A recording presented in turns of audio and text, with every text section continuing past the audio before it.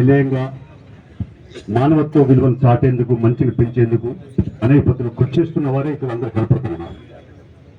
ప్రధానంగా గద్దరన్న గురించి మనం ఎంత చెప్పుకున్నా తక్కువే.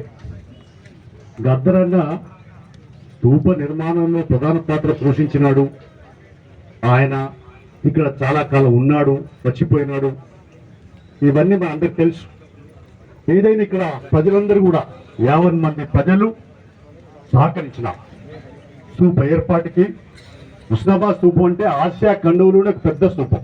దాన్ని చూసి రావాలనేటువంటి ఆకాంక్షలు చాలా మందిలో పిలుపుకే పరిస్థితి విన్నారు. సరే, అనివార్యంగా లక్ష్మారెడ్డి గారు చెప్పినారు ఆ స్తూపం ఎలా కూర్చోవడానికి, ఎందుకు అవన్నీ విషయాలు మనకు అవసరం లేదు. కాబట్టి ఇవాళ ఉన్నటువంటి పరిస్థితిలో గద్దరన్న గారికి హుస్నాబాద్ ప్రాంతానికి ఏం సంబంధం అంటే దేశమంతా సంబంధమే. తెలుగు ప్రజలే కాదు, భారతదేశం అంతా సంబంధమే, ప్రపంచం అంతా సంబంధం. ఆయనకు ఒక మంచి ఉత్తమ కళాకారుడుగా యుద్ధ నౌక అని పేరు తెచ్చు, ప్రజా యుద్ధ నౌక అని పేరు తెచ్చుకున్నారు. అందులో శ్రీరామ్ సాగర్ వరద కాలువ ఇవాళ చూస్తే మిడుమానేరు ముంపు గురైతే ఆ ప్రజలందరికీ మరి నేను ఆయన కలిసిపోయి ఓదార్చి వాళ్ళకి అన్ని విధాలుగా సహకరించమని కోరా. మిడుమానేరు లేకపోతే మన వరద కాలువ లేదు. అలాంటి దానిలో వాళ్ళందరికీ ఓదార్చాడు. గౌరీలికి వచ్చాడు, ఈ ప్రాంతం వచ్చాడు. అనేక మరి ప్రజల మధ్య ప్రజాసేవకుడిగా, ఒక ఉద్యమకారుడిగా, ఒక రచయితగా, ఒక కథానాయకుడిగా, కవిగా అన్ని రకాల కూడా ఆయన తోడ్పాటును అందించాడు. అనేక చోట్ల బహిరంగ సభల్లో పాల్గొన్నాడు. ఎక్కడ సమస్య ఉంటే అక్కడ గద్దరన్న ఉన్నాడు, ఎక్కడ ప్రజల కష్టాలు ఉంటే అక్కడ ఉన్నాడు. అందులో ప్రధానంగా గౌరెల్లి, గండిపల్లి, ఈ తోటపల్లి, ఇవన్నీ తోటపల్లి అంటే రద్దయిపోయి ఈ రిజర్వాయర్ అన్నిట్లలో కూడా ఆయన అన్ని ప్రాంతాలు తిరిగినాడు.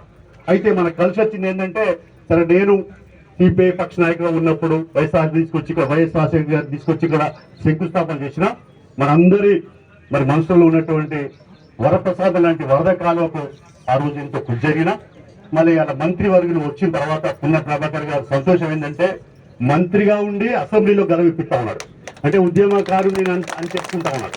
ఉద్యమకారులాగానే వివరిస్తున్నాడు, చెప్పుకోవట్లేదు కానీ వివరిస్తున్నాడు. ఉద్యమకారులాగా అక్కడ లేస్తున్నాడు, ఇక్కడ పోతున్నాడు, అక్కడ పోతున్నాడు, ఇక్కడ అంతటా తానే కనపడతా ఉన్నాడు. సంతోషం. అయితే ఇక్కడ 437 కోట్ల రూపాయల మంజూరులో పొన్నం ప్రభాకర్ గారి పాత్ర ప్రధానంగా ఉన్నది. వారికి, సీఎం గారికి, ఉత్తమ్ కుమార్ రెడ్డి గారికి ప్రత్యేకంగా ఇప్పటికే ధన్యవాదాలు చెప్పాం. ఇంకా కూడా మిగిలి ఉన్నటువంటి పనులు కూడా గండిపల్లి కానీ, ఇంకా మన ఈ ఇందుర్తి కెనాల్ ఛానల్స్ కానీ అవన్నీ ఉన్నాయి. ఆ తాగునీరు వస్తే ఈ ప్రాంతం సస్యశ్యామలం. సాగునీరుకు ఇబ్బంది లేకపోతే తాగునీరు ఉండాలి. ఇవన్నీ కూడా మన వద్ద ఇంకా భూముల సమస్యలు, ఇతర సమస్యలు చాలా ఉన్నాయి, అవి పట్టించుకుంటా ఉన్నాడు.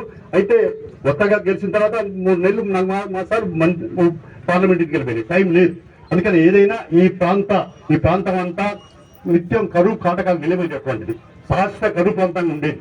దీనికి అప్పుడు మరి లక్ష్మారెడ్డి గారి గుర్తు లేక నాకు జేఏసీ అందరూ సిపిఐ పార్టీ ప్రధానంగా వదకాలు పోరాటం చేసిన అన్ని పక్షాల వాళ్ళు కూడా ఆ పోరాటంలో ప్రధాన సూత్రధారులుగా పాల్గొన్నారు. అందువల్లనే ఇది అందరి సొత్తు, మరి అందరి యొక్క కష్టానికి ఫలితం మరి పొన్నం ప్రభాకర్ గారు రావడం, మంత్రిగా ఏర్పడడం. ఆయన చెప్పినట్టుగా మొట్టమొదట మంత్రి అనేటోళ్ళు ఎవరు అధికార పార్టీ ఉన్న వాళ్ళు గెలిచినా మంత్రి కాలే, ఎవరు కాలే. కానీ పొన్నం ప్రభాకర్ గారు మాత్రం మంత్రి కావడం అనేది ఆయన. అందుకనే ఇలా గద్దరన్న ఈ కౌన్సిల్ సభలో ఇవన్నీ సమస్యలు మాట్లాడుకుంటాం. మనం ఏదైనా ఇక్కడ ఉండేటువంటి బడుగు బలహీన వర్గాల ప్రజల ఆకాంక్షల్ని, నిరుద్యోగుల సమస్య పరిష్కారాలకి ఇప్పటికే కొంత ప్రయత్నాలు, ఉద్యోగ కల్పనకు ప్రయత్నాలు సాగుతా ఉన్నాయి. ఇంకా కూడా మరి ఆయనతో కలిసి ఇంపాక్ట్ అయ్యేటువంటి అవకాశం మరి ఆయన ఫుల్గా తిరుగుతా ఉన్నాడు, నేను తిరుగుతా ఉన్నాను. కలుసుకొని ఓసారి ఆయన ఇప్పుడే అన్నా, నేను మంత్రులు మన అధికారులతో అందరూ రివ్యూ పెడుతున్నాం, మాతో కూడా ఒకసారి రివ్యూ పెట్టవా, తప్పనిసరిగా మేము అన్ని విధాలు కూడా అండగా ఉంటాం.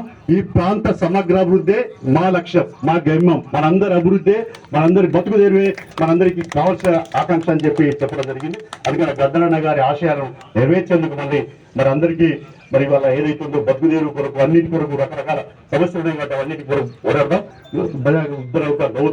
మరి గద్దరన్న ఆశయాన్ని నెరవేర్చేందుకు కంకణబద్దులు అవుతాం. ఈ స్తూపానికి మాత్రం అన్ని రకాల కూడా తప్పనిసరిగా మరి ఇది ఒక మంచి స్తూపం, మంచి స్థలం. ఎక్కడ ఎవ్వరైనా ఉత్సవ స్తూపాన్ని ఎక్కడ పోయినా కూడా మాట్లాడుతూ ఉంటాం.